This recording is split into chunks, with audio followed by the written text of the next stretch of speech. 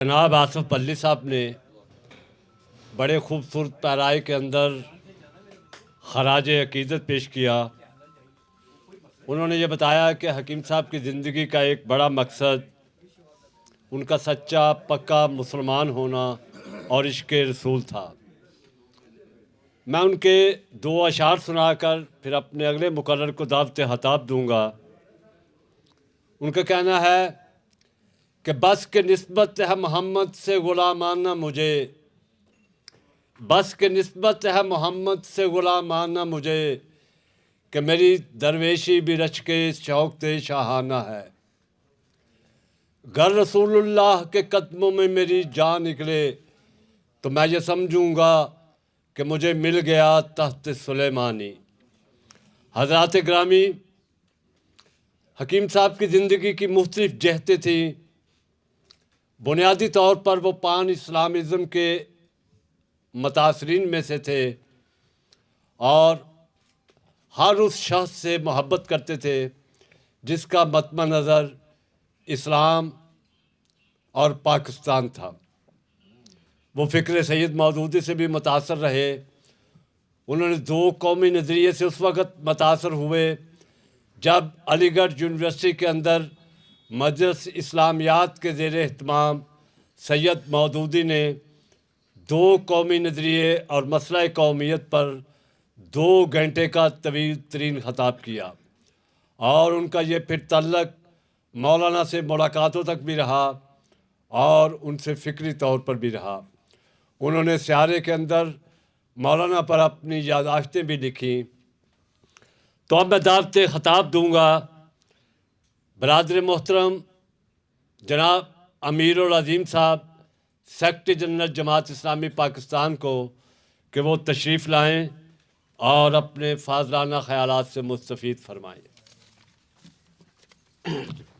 نحمدہ و نصلی علی رسولہ الکریم، اعوذ باللہ من الشیطان الرجیم، بسم اللہ الرحمن الرحیم۔ صاحب صدر، مہمانان گرامی، محترم خواتین اسلام اور عزیز بھائیوں، حقیقت یہ ہے کہ میں حکیم عنایت اللہ صاحب کے ساتھ کوئی میری ملاقات تو نہیں ہوئی، لیکن ان کی تحریروں سے یقیناً میں واقف ہوں، گاہے بگاہے پڑھتے بھی رہے۔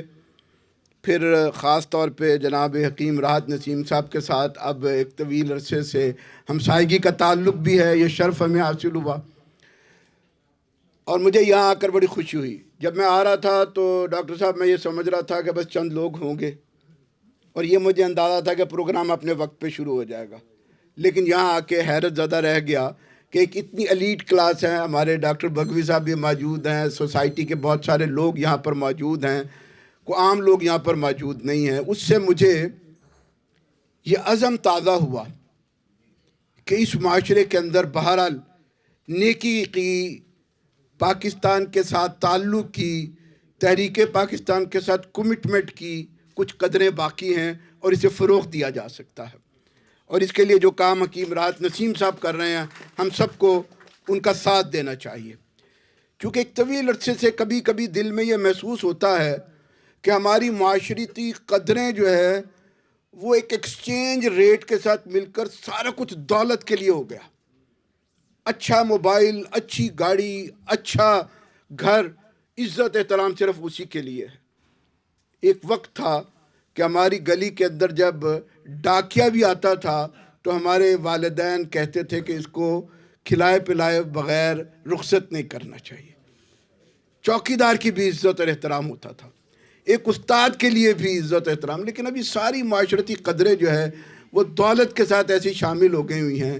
لیکن یہاں آج کی اس تقریب میں ان لوگوں کو دیکھ کر بڑی تعداد میں یہاں پر جو موجود ہیں یہ حوصلہ ہوا ہے کہ نہیں، ہم اپنی معاشرتی قدروں کی حفاظت کر سکتے ہیں، تحریک پاکستان کے ساتھ اپنی کمٹمنٹ کو بڑھا سکتے ہیں، دین کے ساتھ اپنے تعلق کو فروغ دے سکتے ہیں، اور انشاءاللہ یہ چیزیں اللہ کے ہاں باعث اجر ہوں گی، یہ توشہ آخرت بنے گی۔ اور حکیم عنایت اللہ صاحب اگر صرف حکیم ہوتے تو لوگوں کی یہ محبت اور عقیدت نہ ہوتی۔ وہ حکیم بھی تھے، وہ ادیب بھی تھے، اور تحریک پاکستان کے ساتھ جو ان کا لازوال تعلق اور کمٹمنٹ تھی، یقیناً اس کی وجہ سے وہ لوگوں کے دلوں کے لیے آج بھی زندہ ہیں۔ اللہ تعالیٰ ان کی نیکیوں کو قبول فرمائے، توشہ آخرت بنائے اور جنتوں میں اعلیٰ مقام عطا فرمائے. بہت بہت شکریہ.